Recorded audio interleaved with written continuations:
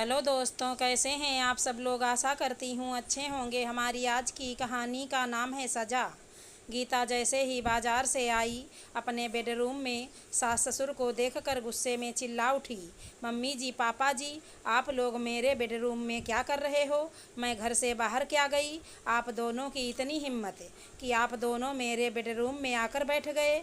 गीता की सास कामिनी जी बोली, बहू, हमारे कमरे का पंखा काम नहीं कर रहा था। तुम्हारे पापा जी को बहुत बेचैनी और घबराहट महसूस हो रही थी, इसलिए हम तुम्हारे बेडरूम में आकर बैठ गए। तुम घर में थी नहीं, वरना तुमसे पूछ कर ही हम तुम्हारे बेडरूम में आते।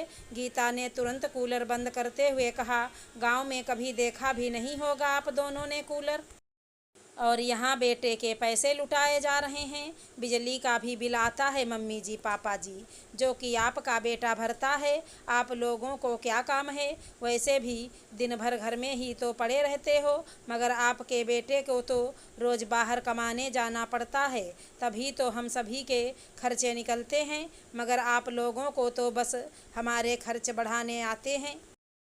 आप जैसे अनपढ़ लोग गांव में रहने के ही लायक हो। आप लोगों ने शहर की चकाचौंध क्या देख ली, लग गए पैसे उड़ाने।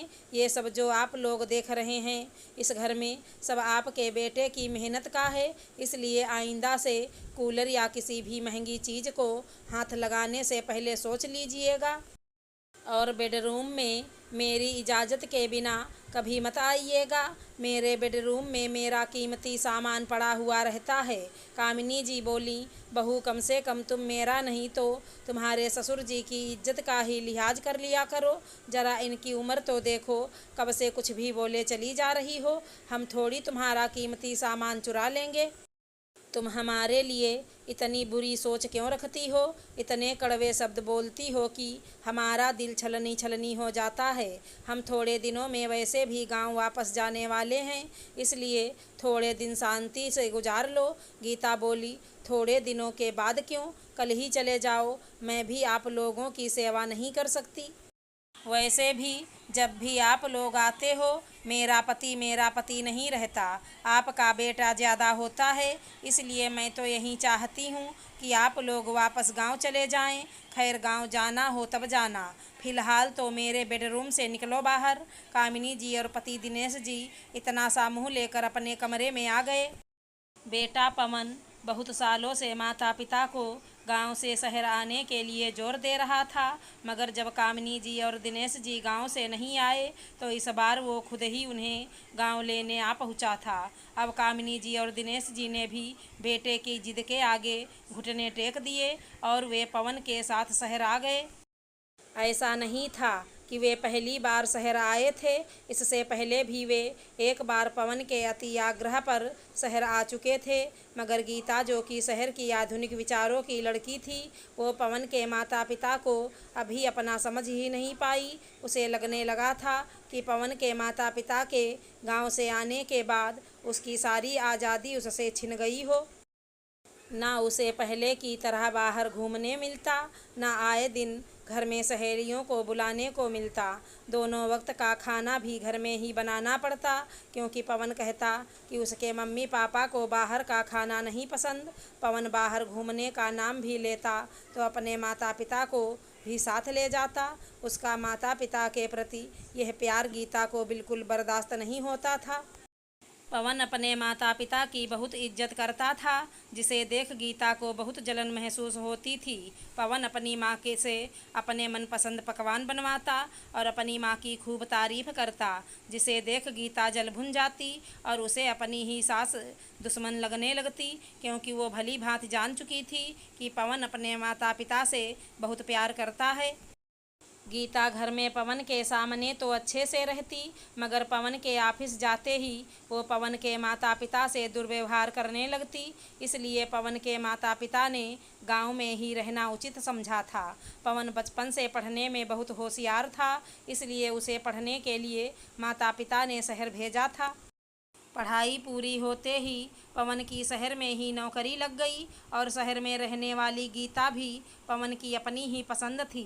पवन ने शहर में बड़ा मकान ले लिया था जिसमें सारी सुख सुविधाएं उपस्थित थी और वो चाहता था कि उसके माता पिता भी हमेशा अब उसके साथ ही रहें। माता पिता का यूँ गाँव में अकेले रहना पवन को बहुत खलता था। वो कहता था, जब यहाँ हम सभी साथ रह सकते हैं तो आप दोनों गांव में क्यों रहते हो। गीता को अपने पति के पैसों पर बहुत घमंड था और गीता खुद भी बहुत संपन्न परिवार की बेटी थी जहाँ उसने किसी चीज़ की कमी नहीं देखी थी। इस बार भी पवन की जिद के कारण कामिनी जी और दिनेश जी गांव से आ तो गए थे मगर गीता हर पल दोनों का अपमान करती।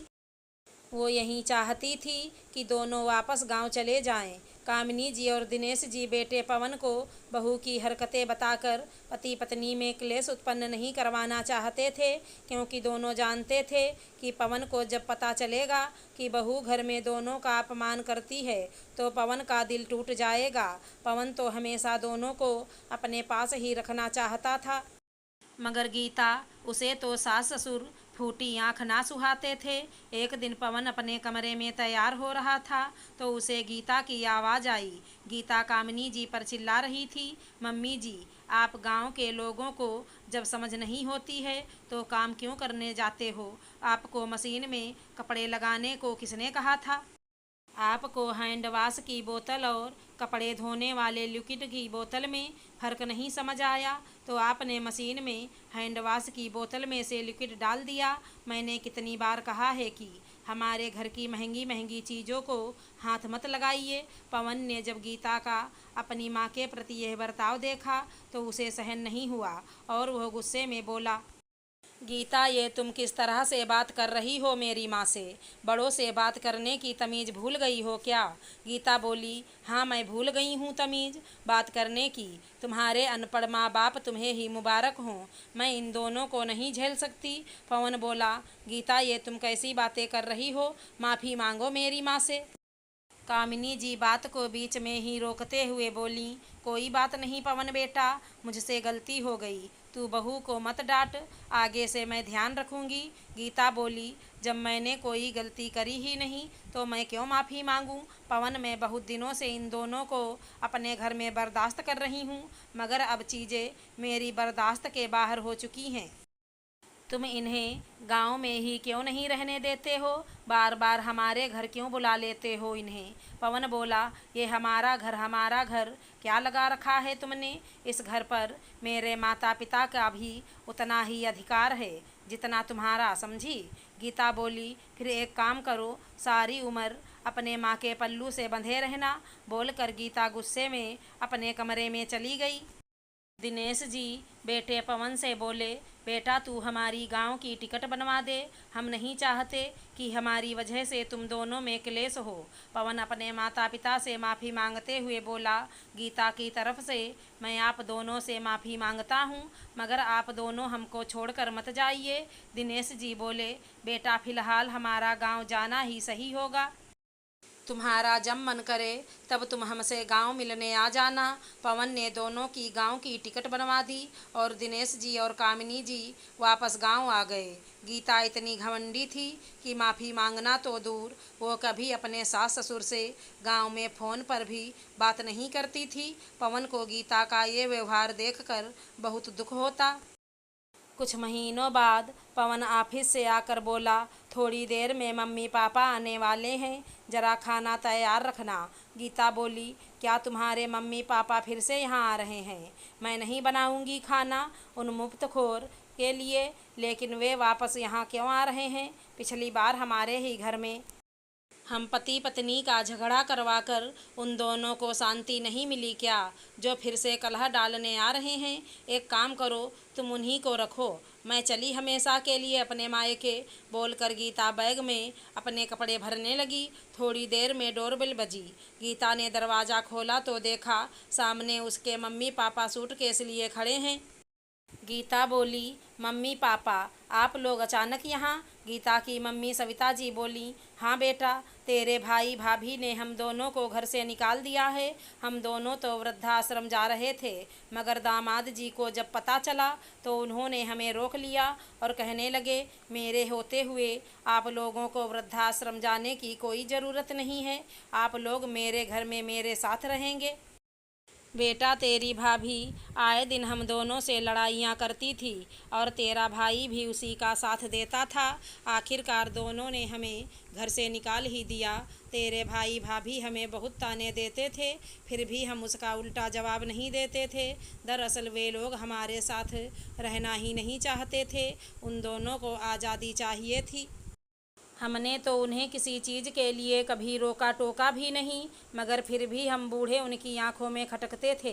ये सब सुनकर गीता रोने लग गई और कहने लगी, मैंने मेरे सास ससुर के साथ दुर्व्यवहार किया है मम्मी, जिसकी सज़ा आज मुझे भगवान ने दे दी।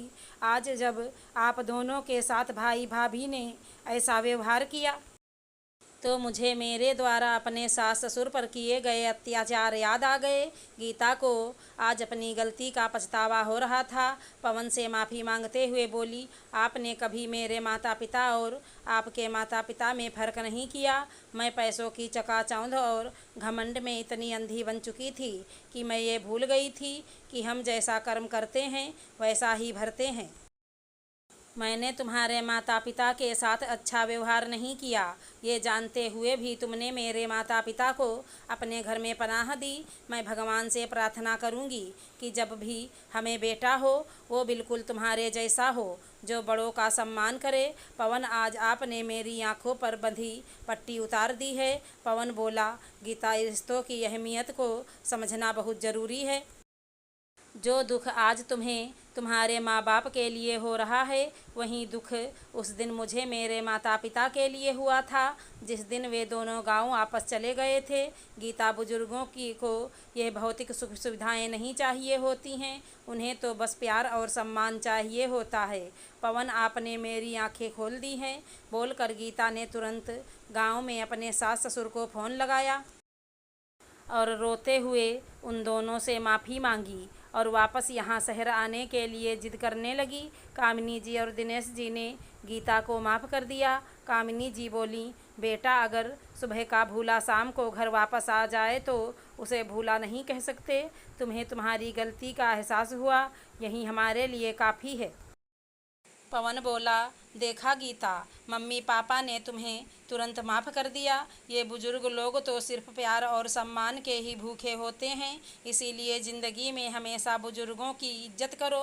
क्या पता वे लोग कब तक हमारे साथ हैं। अगर हमारी कहानी पसंद आई हो तो चैनल को लाइक शेयर सब्सक्राइब करें। धन्यवाद दोस्तों।